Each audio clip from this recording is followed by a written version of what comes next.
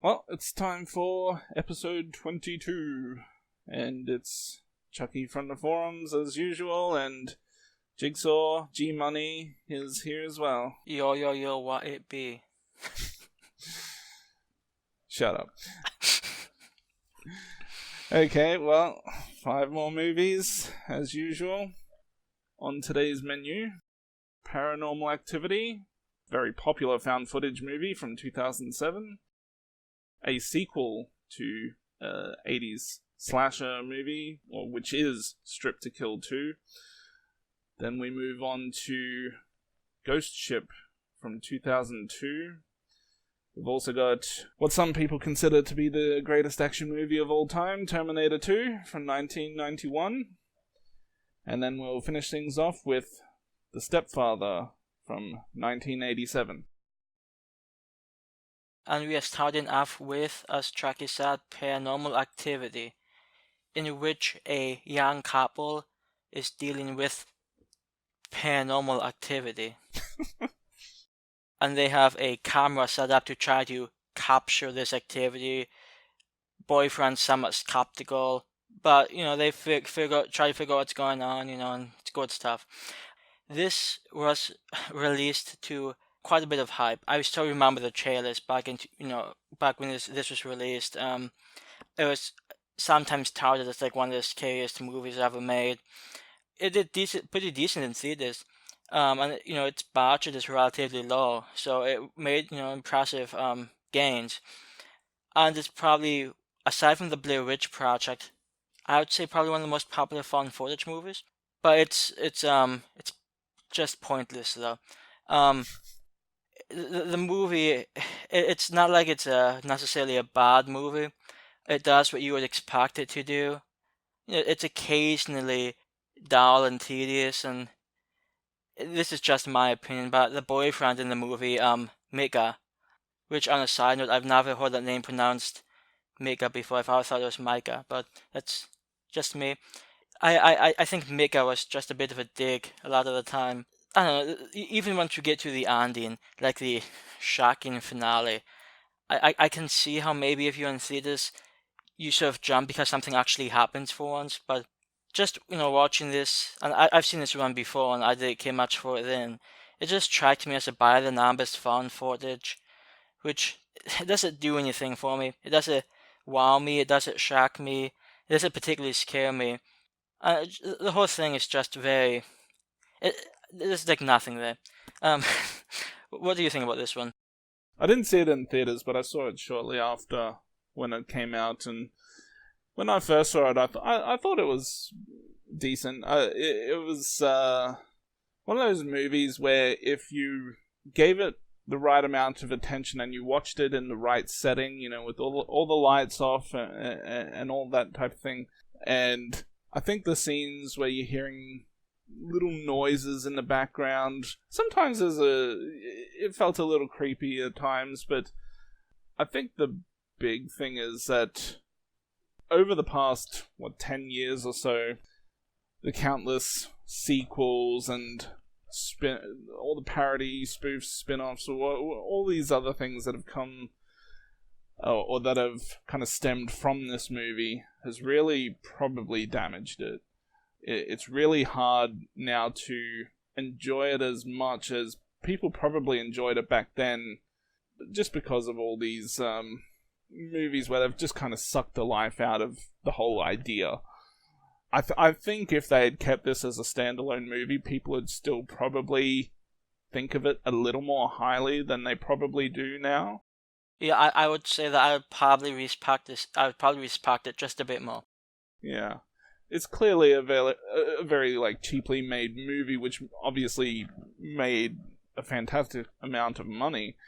So it was definitely very successful, obviously, because it's got all those sequels. But so in that aspect, you can say they really achieved well, I guess. But as a movie itself, it feels like it's...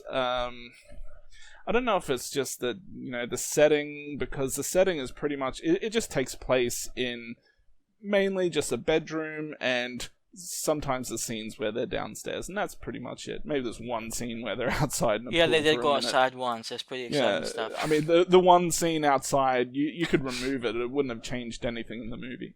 It just feels like there's not a lot to it. So the only thing that really did anything for me was probably just those moments where you hear things in the background and you're like, oh, okay, there's something going to happen here. And then, yeah. But like I said, with the ending, there's also an alternate ending, which I remember seeing way back when. I didn't watch the alternate ending again, but I think, spoiler alert, instead of the whole, just creepy smile thing, she kind of slits her throat on the camera, in front of the camera, which probably, for me, was better. Just, I don't know, because it seemed a little more shocking to happen, but... Yeah, to be honest, I don't know if that would make much of a difference to me. She was sort of possessed anyway, so, she's already sort of dead, so, I don't know. Yeah, well, so it's, I don't know if it was before or after, but we've seen so many times that similar type of ending. Whereas I'd rather just go for the pure shock value of someone, killing themselves in front of the camera just before the credits roll. But that's just me. Yeah, so there are just three things I wanted to, I guess my three main talking points. By talking points, I mean my three small things I wanted to mention. One of the things about Mika, the boyfriend, which really bothered me throughout the movie, was that he kept berating the idea of his girlfriend calling a demonologist who was recommended to them earlier on. I think he said he wants to quote-unquote take care of it himself. And every time he goes on one of his macho, oh hey, I'll take care of it, I'm just confused by how he expects to deal with an invisible entity that he can't really fight. And it just, he can throw as much powder as he wants on the floor, and he can get it, what his footprints look like. But, this guy just is way over his league, and probably should have just called the demonologist from the beginning, like was recommended. Might have gone over about it. Well, yeah, he definitely. Well, he really had no plan. At the beginning, you cannot kind of understand because it's just a door moving a little bit and things like that, and you can be skeptical at that point as to whether or not something paranormal is actually happening, or is that just a door moving just because it's the way the house is built or something. I don't know, but once you start seeing things that are just unexplainable at that point, some of it's been a few days since I watched it, so I'm struggling to think of exact scenes, but there's certain scenes where you can just say, okay, there's like some sort of ghost or demon in this fucking house. Yeah. One of the scenes to me that actually started out in the positive light was that scene in which he goes up to, crawl in the attic, the crawl space up there, and finds an old picture, of his girlfriend, back from, when the whole original house burned down.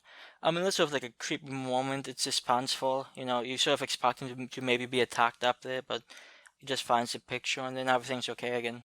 Yeah, so, when you start seeing things like that, you go, okay, now's probably a good time to call someone. Not wait till the last 10 minutes and then have the guy say, oh, well, I shouldn't be here. Actually, and speaking of which, I was somewhat impressed by the fact that despite, they were recommended to call this demonologist, that guy never actually appeared in the movie. It's like, oh, he's out of the country, so I'm sorry, he can't come help you guys out. Yeah. I suspect, and maybe I'm wrong, but I sort of suspect that guy would appear in another movie, maybe in one of the sequels, but it just seems strange he's mentioned as many times and just never appears. Have you seen any of the sequels? I have not. Okay. Well, I did see Part 2 and 3 at the theaters. Part 2's not too bad from memory. Part 3 is and then, I was kind of done with the series at that point. I never thought any of them were like really good movies, but I thought the first one was decent at the time I first saw it, and decent enough to give the sequels a chance. But yeah, after Part 3 I was kind of like, this idea is just it's run its course, and of course, and they still make another 2-3 movies after that. So, Plus the Japanese spin-off. That's good stuff. Mm. There was one other thing I wanted to mention as another kudos to the movie, being the Ouija board scene. Where just the camera's on a Ouija board after they leave, and does a few things, and I just thought sort of I thought it was a pretty decent scene. Some ghostly fires, some solid stuff. I think that's all the positive things I have to say, though. Yeah, it's found footage. I mean, it doesn't take a lot, or it doesn't take nearly as much to make a found footage movie as, a traditional type movie, but it was okay. I mean, that's despite my rather lukewarm opinions on this movie, I do think there's some legitimately good found footage movies out there, even comparable to, I guess you could say, quote unquote, normal non-found footage movies. I think I'm probably a bigger fan of found footage movies in Europe based on the ones that we've spoken about. Yeah, well, like I said, I don't see myself giving any found footage movie more than a 7 or 8 out of 10 max. So, yeah, I mean, yeah. I'm happy for one to come along and prove me wrong, but I just, the things that I value in a movie can't all be present in a found footage movie from what I've seen. It's the movie is. It's just generic found footage movie number 16. I mean, I know this is one of the first big ones, and it probably started the majority of the things that you would expect from a found footage movie. So certainly it did it age well, which is pretty much what Chucky said. And I'm just pretty unimpressed by most of it. The characters are okay aside from the boyfriend, and unfortunately he's like half the character, so it's difficult. So yeah, I'm giving this one a 4 out of 10. I didn't like it the first time I saw it, and I definitely didn't care for it when I saw it just a couple of days ago. Luckily, I'm probably never going to see it again, so. Alrighty then. In before 8. Yeah. No. I don't think it's as bad as what... I mean, I certainly wouldn't give it a 4 out of 10.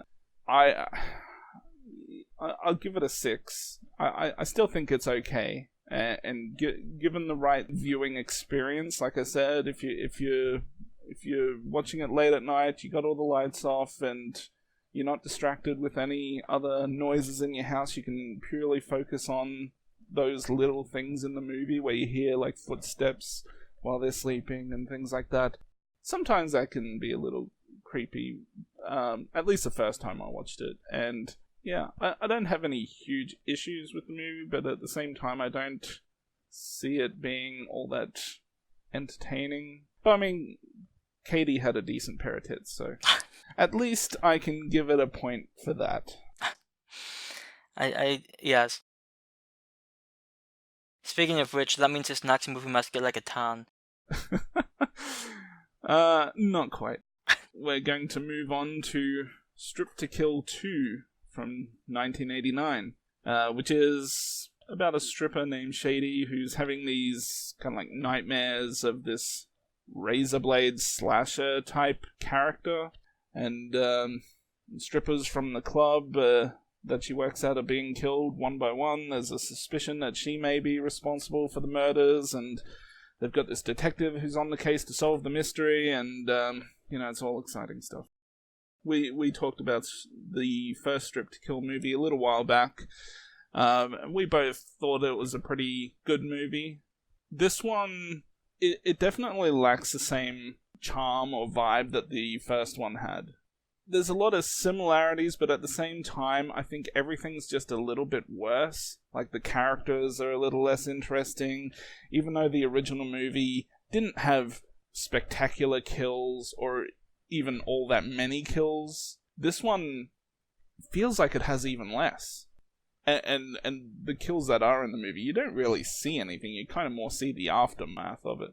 And, they've still got some silly hairdos in the movie that kind of drive me nuts at times, which was a little bit of a problem with the original movie as well. Some of the hairstyles back then, they can keep those.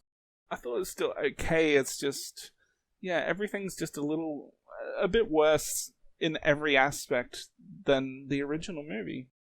Yeah, I'll be honest. I sort of like this one a little more than I thought I was going to.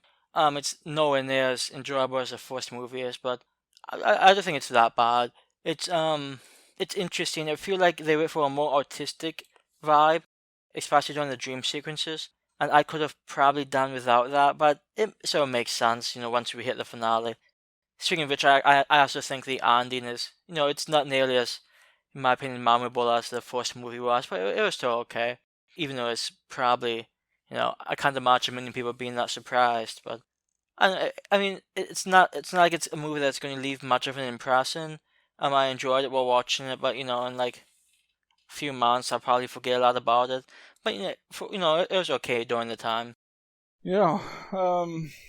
I mean, if you're just into the movie to see a few pairs of tits and a few sleazy sex scenes or whatever, Speaking of which, the cop who just couldn't help himself, that guy, he's certainly a great detective. yeah. I like his investigative technique. It's very yes. Mm. And actually, there's one thing I did want to mention. The fact that this movie doesn't have any of the, at least to my knowledge, it doesn't have any of the characters from the first movie. Well, actually, it does have one character just played by a different actress, which is the Cheryl woman. I'm pretty sure she was supposed to be the same one from the first movie. Yeah, that's what I was thinking, but I wasn't sure. Yeah, I mean, it's the same type of sardonic attitude. I know, she's actually probably one of my favorite characters in the movie.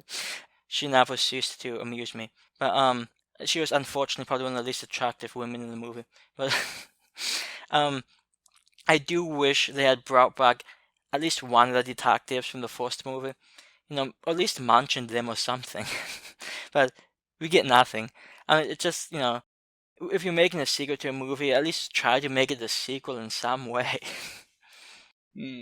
Like this whole like spiritual sequel type thing. Oh, hey, it has strippers in it, so it's Trip to Kill 2. I mean, I don't know, that's not enough for me. But otherwise, like it's an okay movie. I did like the the stage name. Something else. It's a quality name. Well, I guess the one thing you can say about both the original and the second one, like you said, it does have this like artistic feel to it, but which I think translates to the actual stripping type scenes.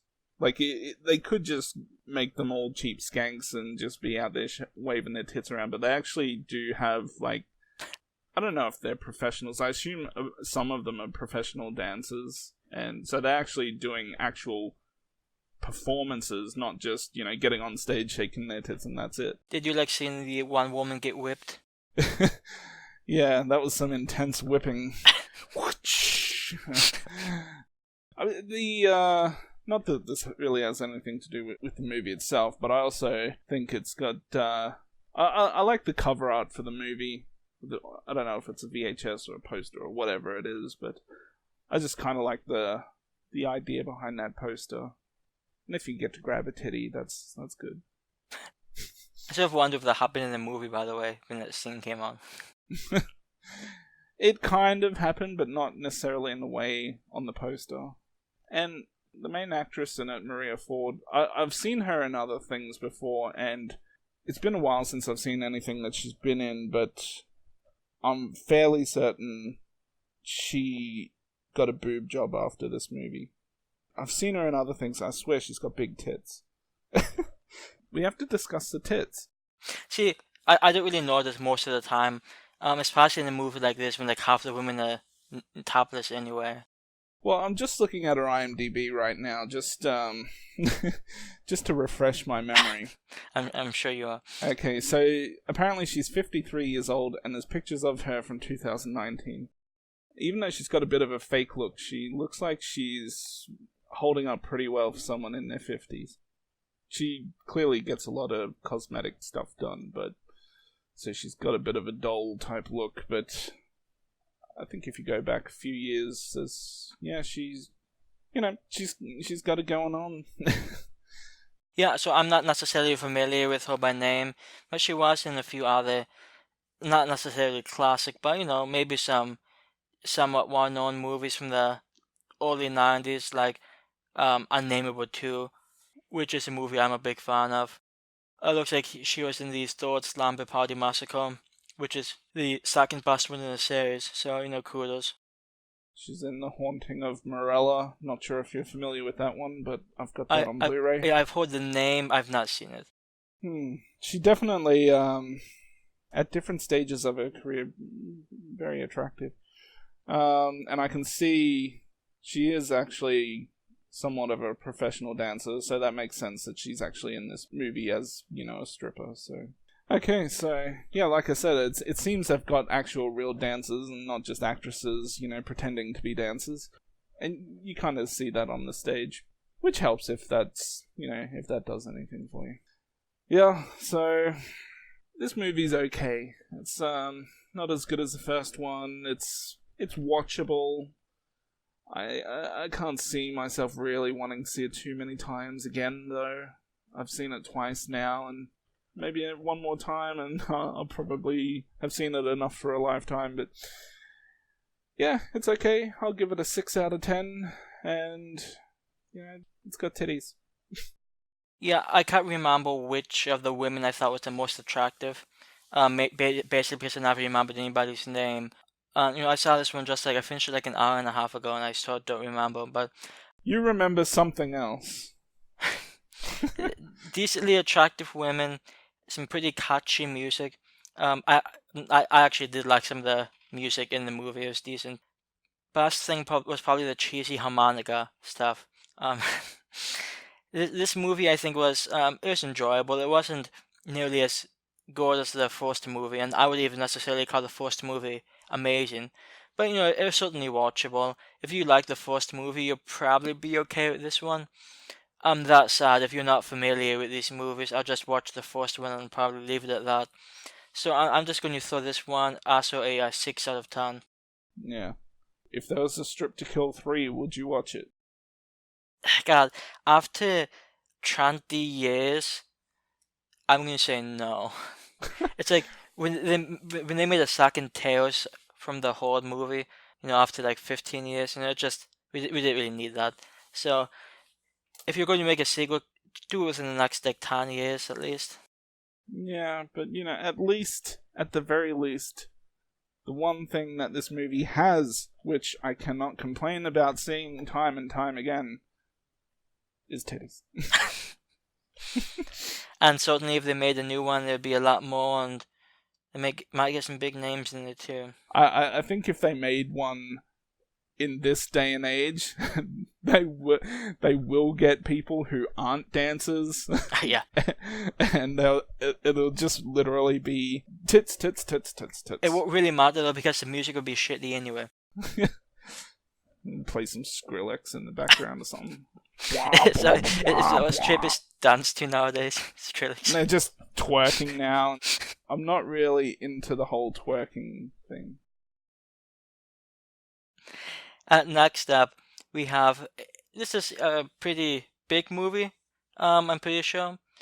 From the early 2000s, 2002, we have Ghost Ship, in which a salvage crew discovers a long-lost passenger ship floating lifeless in a remote region of the bay. You just call this ghost shit, and you're talking about a floating turd in the sea. And so these people go out to the ship, they want to try to salvage it, see if anything is worth finding, and then ghostly things start happening. This is a movie that I've known about for, since I was a kid. I never saw it until just yesterday, because I pretty much I thought I knew what the movie was going to be, just sort of generic Hollywood ghost type stuff.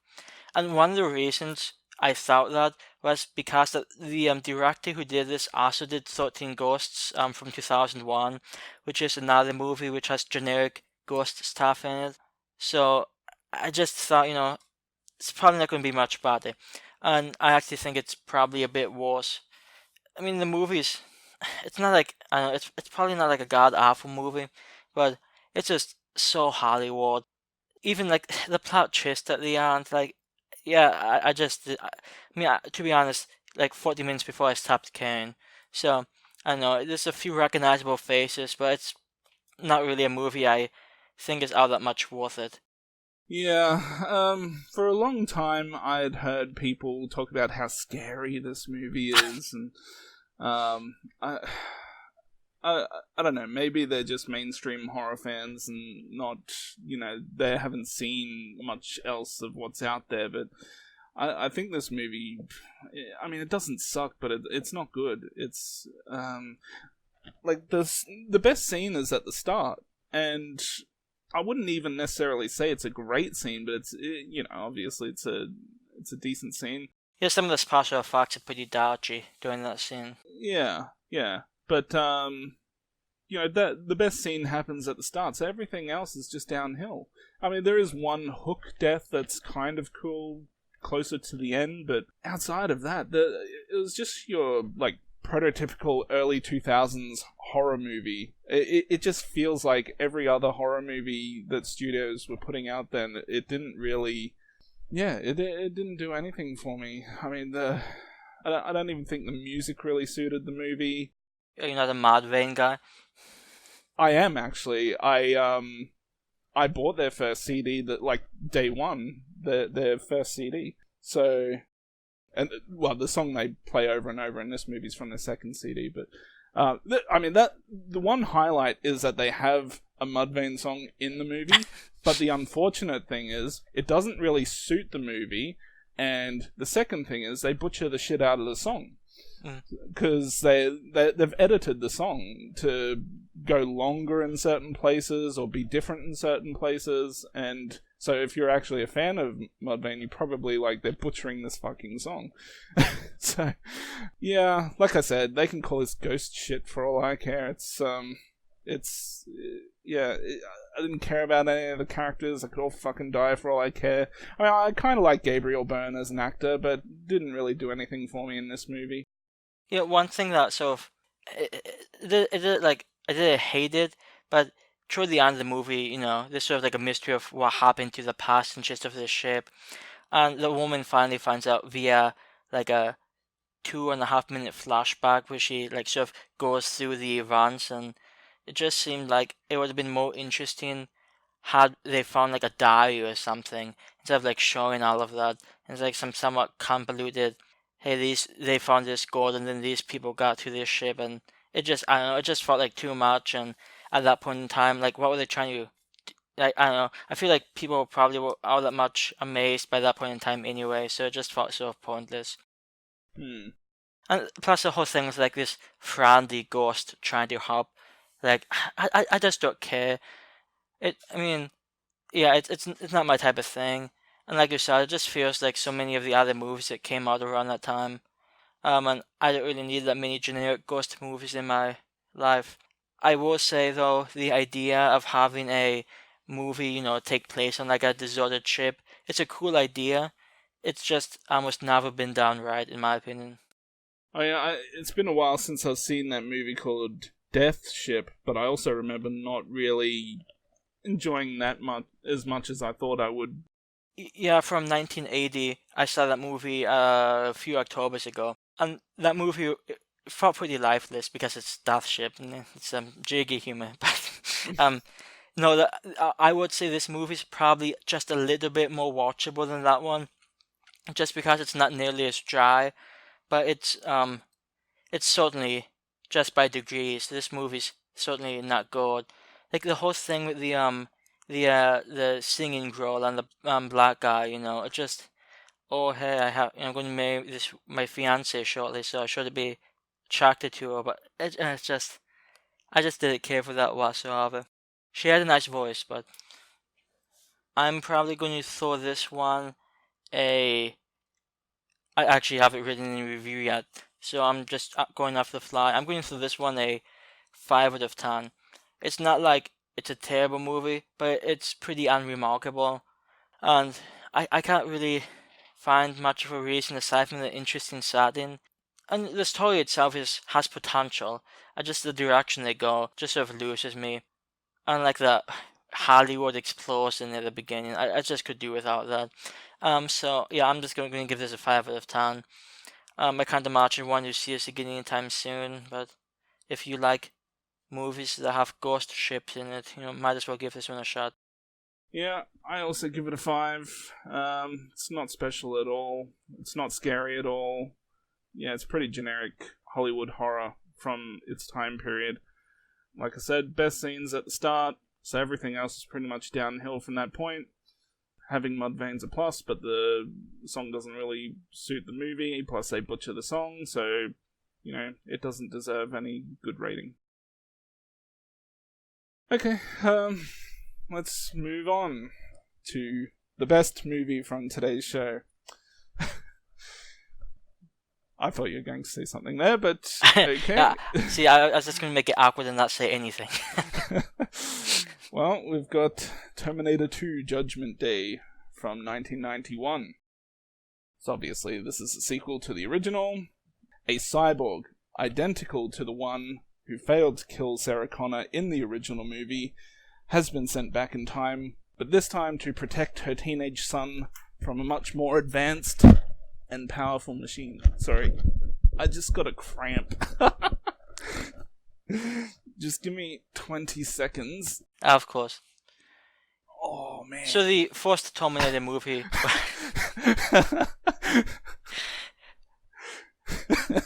Did you want to say something? I was just going to talk about my relationship with the series a little bit to give you a little breathing room.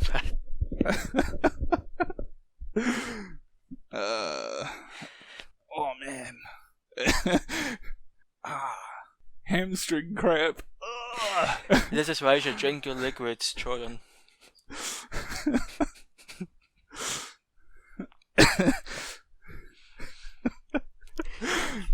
Oh shit. I just sat back down and immediately it just got way worse. Oh man. It's unfortunate because sometimes you just can't find the right position. Fucking Terminator 2 giving me fucking cramps. Oh. That's how awesome the movie is. Yeah, it's like you can literally feel the action.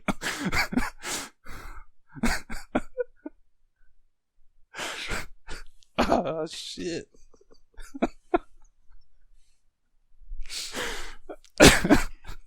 This could be its own video.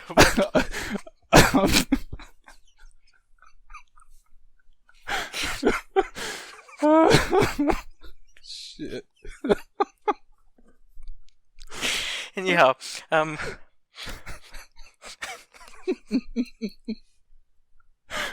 Not this again. I spit on your grave. So I guess Terminator has constant rape. well, in a way, Arnold Schwarzenegger did rape us with his eyes, so... Well, depending on what version you watched, he may have raped you with his smile. Did you watch the version where he smiles in this movie? I think he smiled once, maybe. There's a scene, like halfway through the movie when they're kind of traveling to, Mexico or something, and they stop at this, I don't know if it was a gas station or a takeaway joint, and he's trying to teach the Terminator some, how to be more human, and it's like, you should smile, and he looks at this guy speaking on a payphone who's kind of got this weird smile on his face, so then he tries to emulate it, and it just looks, well, not creepy, but retarded. It sounds like I did not see that scene. I'm just quickly looking up. Well, it's probably worth mentioning there's a few different versions of the movie, and, there's a theatrical cut, which is possibly what you've watched. Then there's a couple of different kind of longer versions. I don't think you miss out on too much, but, there's extra scenes that, if you really enjoy the movie, you'll definitely want to see the extra scenes, but let's see if I can sit back down without cramping up again. Whew. Okay. Okay, I don't even know where I was. I just started talking about the movie, just random stuff. Yeah, how many times have you seen this one? How long's a piece of string? depends on how long the string is. I don't know. It's a short piece of a string. Yeah, I wouldn't be able to tell you, but it's easily over 20 times, I would say. I first saw this movie at a family, kind of like a family barbecue type thing. We'd have these huge family get-togethers, and you know, there's over like 50 people there, and then so a few people would kind of retreat to certain areas. So I was one of those people who'd just retreat to the living room and watch whatever people are watching on TV. And Terminator 2 was starting, so I was like, okay, I'll watch this. I don't know what age I was. I was probably, I don't know, 9, maybe. Had you already seen the first Terminator? I saw the first one somewhere around then, but I may not have seen it until after. I'm not 100% sure. But what I am 100% sure of is that this is a better movie than the first movie. And the first movie's still pretty good as well. What did you think of the movie? Because I know you only saw the first Terminator, what was it, a few weeks back or a month or two ago? Yeah, whenever we did the first one. And I actually saw this movie for the first time earlier today. It's pretty good. That's all I've got. Did you enjoy it more or less or the same as the original? I do think it's probably about the movie. They had some pretty good action scenes here. Of course, the Andy in the scientific facility lab type. That's a fantastic scene. Schwarzenegger with them, minigun, shooting at other vehicles. That's some good stuff. I also like the mental institution breakout. That was also quite a bit of fun. And I actually had no idea that Robert Patrick was in this movie until I started watching it. That's how little I know about this series. This is like his... I don't know if it was his first movie, but it was definitely the first movie where, people heard of who he is. Yeah, and it sort of struck me by, somewhat surprise. Very recognizable face, obviously. And he played a pretty... I thought you were going to say recognizable ass from the early scene. No. No. No. So that was sort of a nice surprise. Overall, it's just a pretty solid action movie. I don't know if it's significantly... Well, let me rephrase. I don't know if I liked it significantly more than the first one, but I do know I liked it more. So, it's just a good movie. It has a pretty decent plot. One thing I liked about this movie is one of my, I guess, questions about the events of the first movie are sort of answered in this one. So I sort of liked that. There's some foresight on my part. Yeah, it's a pretty detailed story, and considering how detailed it is, it doesn't have... Well, I'm sure you could argue back and forth, there's maybe a little plot hole here and there. I don't think there's any obvious plot holes in this very detailed type of story, which is, that's a good thing.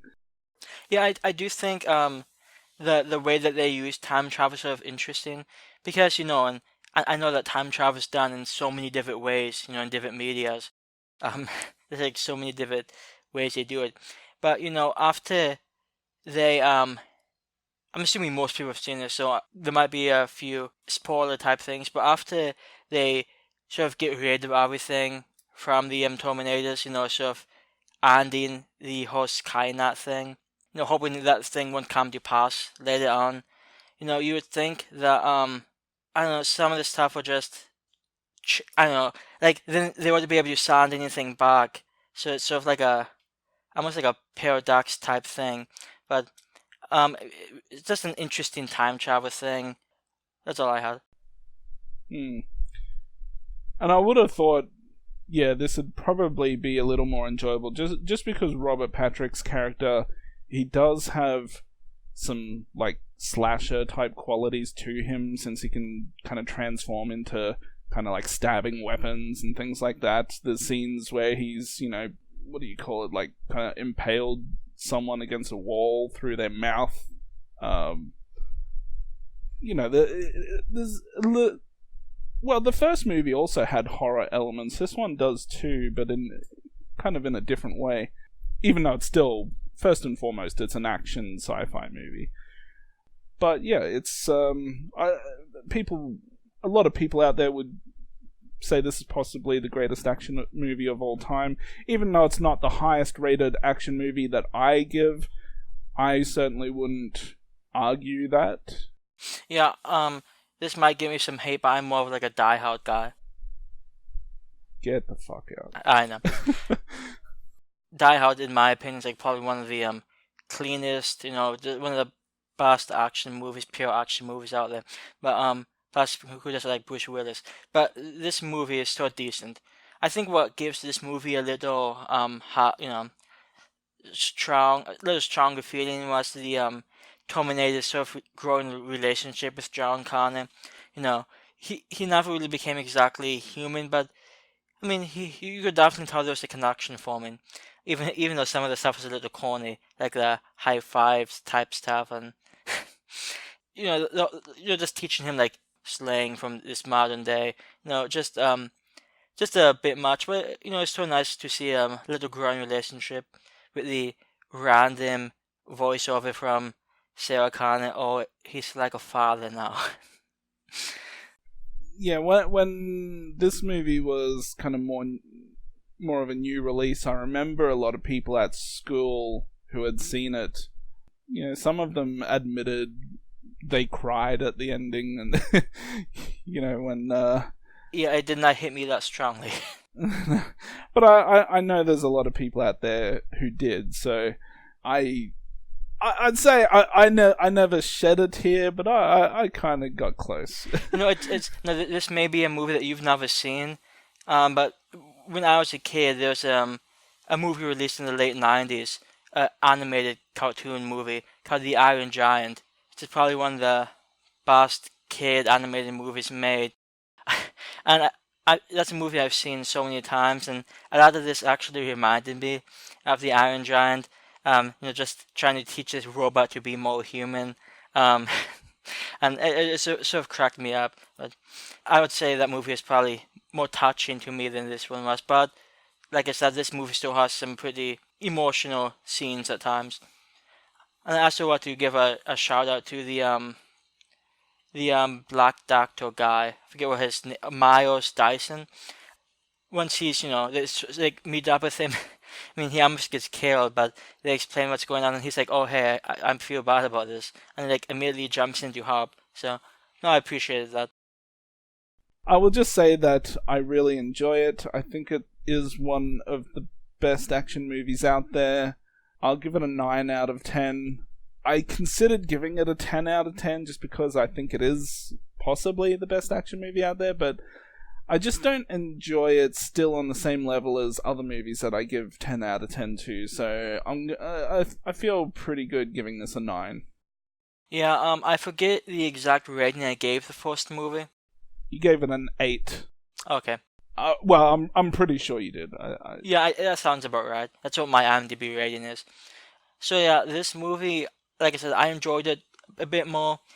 It's not like I enjoyed it a whole lot more than the first one, but it was a pretty fun ride. I like the helicopter chase scene.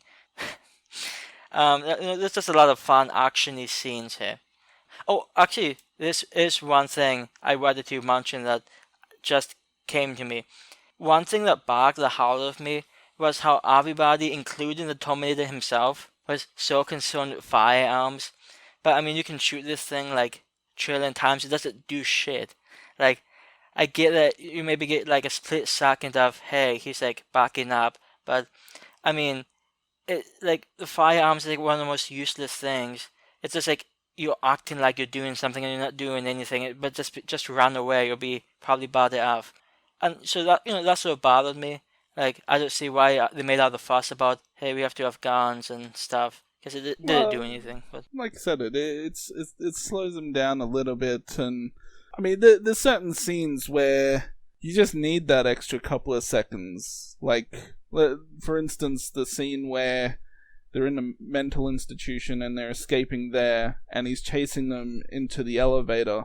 Shooting him a few times prevented him from getting into the elevator. Let's put it that way. It gave them enough time to run into it. Yeah, it seemed to me more ineffective than anything. But it's not like that. I'm still giving this one an 8.5, and I'm probably going to round that down to an 8. But it's still a decent movie. It's not my favorite movie of all time. And maybe if I had seen it when I was younger, it might change a bit. But it's still a pretty good movie.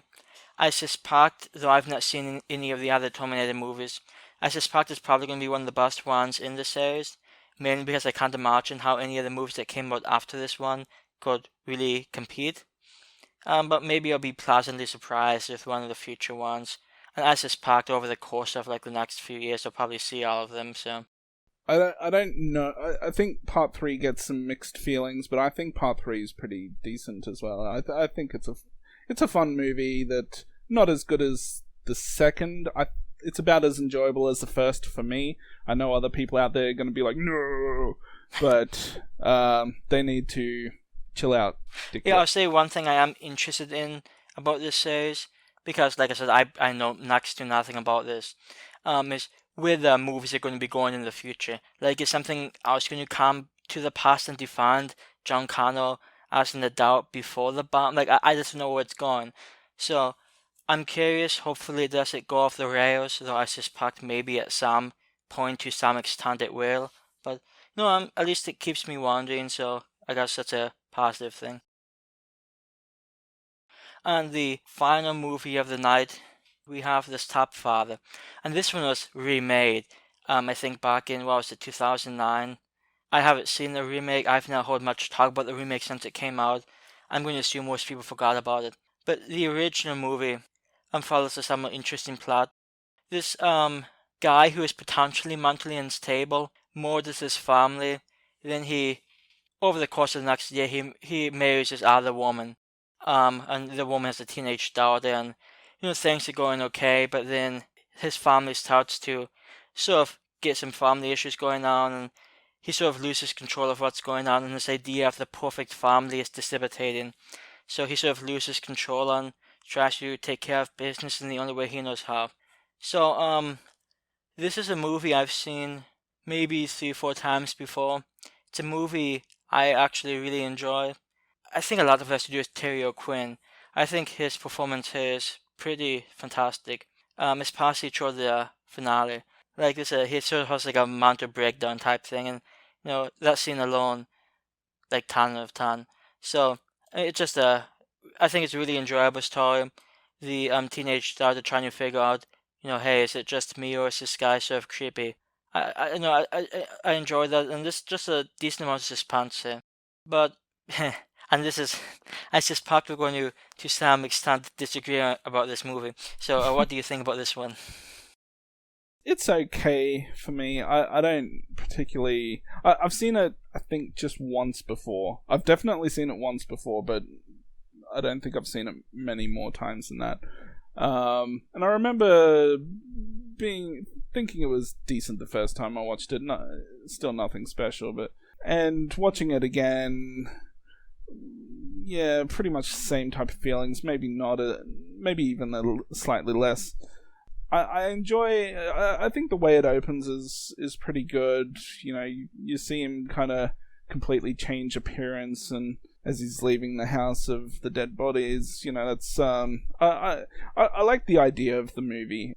I think the performances are okay. I didn't necessarily think, outside of obviously the lead actor, no one else really stood out to me. So the daughter, she kind of bugged me at times, partially because I think, especially earlier in the movie, she's just giving this guy a hard time for what seemed like no reason, and then obviously later there becomes a reason, but just... I know. To be fair, if your father died and like just a year later your mother's getting remarried, I can see why that might be an issue.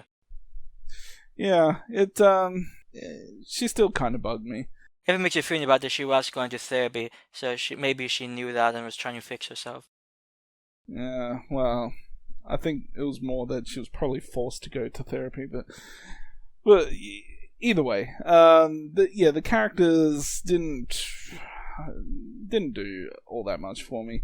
And even though there's a couple of, scenes where he's bashing someone or whatever it may be, looking back on it, I only watched it yesterday, and I can recall certain scenes, but I don't feel like there's anything that a year later from now I'm going to be thinking of, looking back on, or trying to see again from the movie. So I guess what I'm trying to say is none of the scenes were special enough for me. The ending's decent, but it's still just okay. I differ slightly. It's at least like 4 or 5 scenes that I think are really great. I mean, when he's beating the one guy with the 4x2, I just think it's a really solid sequence. It's not like overly gory, but I mean, it's pretty brutal in its own way, and it just shows how like utterly maniacal that guy is. He's just so out of it. And like you said, the opening scene I think is fantastic too. Um, seems like a nice clean cut guy, and then boom, he's walking by like all these bodies and he's just whistling. So a lot of this has to do with I think what is probably Taylor Quinn's finest performance. And I also like the whole subplot with the brother of the woman murdered at the beginning, trying to figure out who did it and trying to capture the guy. That was probably one of the least captivating parts of the movie, but I still thought it was pretty decent. And I don't know, it's a movie that I think is consistently enjoyable, and the whole idea after this like really old-fashioned, strict father type guy trying to make the perfect family. And I feel like you can really tell that he thinks it's possible, but boom, if they disappoint him, then he's already moving on to the next family. So I think it's a really interesting modus operandi, especially like quitting his job, and for 2 weeks his family thinks he's going to work, but he's just scoping out another family, and then he finally just kills them and goes on to the other family. It's fun, and I sort of wonder how many times the guy has done it. We're not really given any type of answer in the movie, but I suspect that family at the beginning was not the first time he did that. The guy, I feel, is like just way too insane for that just to be his first time. So I don't know. And also another sort of small thing, when he's talking about his family to like one of a little girl in the movie is trying to sell a house to, it's like, oh, my daughter jail. It's like, oh, I thought you said your daughter was Stephanie. It's like, oh yeah, I'm sorry, yeah, my daughter's Stephanie. No, the guy's so out of it. He forgets his name half the time. Well, not half the time, but I mean, he's just mentally imbalanced. Fantastic performance. It's a movie I find really enjoyable, and I know that some of the sequels that came out afterwards were lackluster, and I suspect most people probably haven't even bothered with the sequels. But the first movie itself, I just think it's a really solidly made movie. I don't know, I just think there's a lot of things in this movie to enjoy. Obviously, I really like it. In fact, the whole like the "Who Am I Here" scene, which is also on the poster, that's actually probably one of the few really memorable scenes from a horror movie I really like, because he's just having a utterly complete breakdown. He does it. I just really enjoy it. Probably one of my favorite breakdowns of a psychotic killer in a movie, and it's good stuff. So I'm just going to throw this one my rating. This is easily the best movie tonight. 9 out of 10.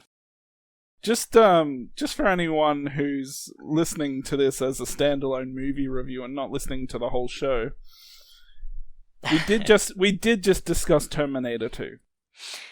Yes. And you're saying this is by far the best movie tonight. Well, to be fair, I gave Terminator 2 an 8.5, but which did I enjoy more? Definitely the Stepfather. Wow. I give it a 6. That's pretty much what I thought.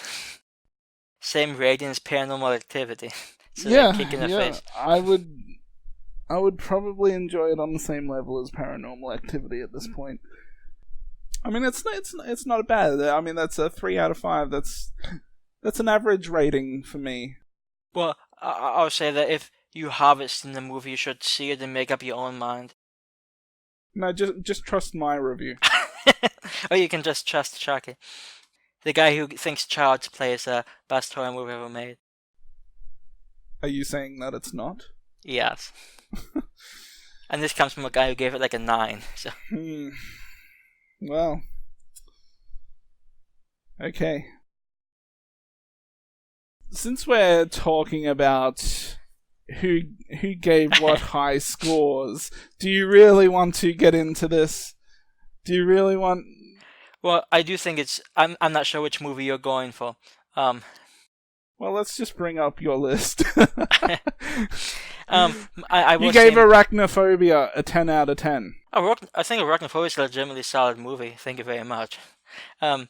Excuse me, you gave Terminator 2 an 8.5.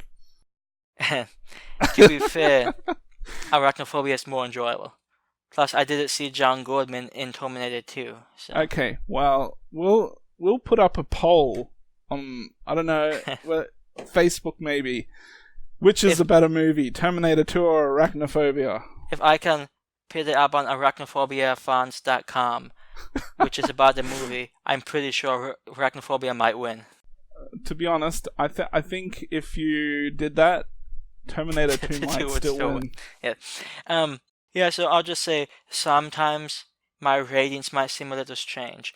I did give The Dad Pit a pretty high rating too. But again, I think it's a pretty enjoyable movie. I mean, to be fair, and I mentioned this like every other time we talk about, my review points.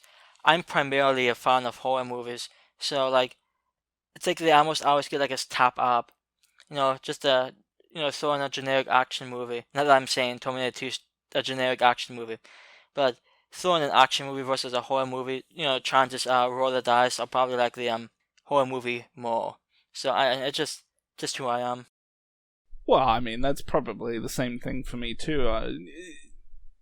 Not knowing what the actual movie is, if they said, hey, do you want to watch a horror or an action, I'm probably going to pick the horror, but still. Although I will say... I know what you're trying to say, though. Yeah. I will say that Die Hard is better than Paranormal Activity. Yes. So I can get a non-horror movie crowd.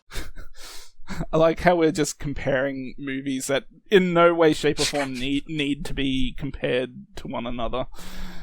We're probably the first people ever in the history of movie discussions to say, hey, would you rather watch Paranormal Activity or Die Hard? Yeah, are you more like a Leprechaun guy, or are you into the whole Star Trek series? I'll go with Leprechaun, but... But then again, Leprechaun did go to space, so... Oh, God. That can be the final discussion. What is your favorite horror movie that takes place in space? Oh, that's easy. Besides Aliens. That's easy. Jason X. Oh, okay. That's the wrong answer, but that's okay. What's your answer? I actually don't have one. Yeah, I didn't put a lot of thought into mine, but I do really enjoy Jason X. It's dumb, but it's fun. I wish I could like Jason X more. I would say Alien is probably a better movie than Jason X, but... Anyway. Bye, guys. Now, am I saying goodbye, or am I referencing bisexual guys? Well, since it's you asking, that's a pretty good question. I meant goodbye. It's a nice save.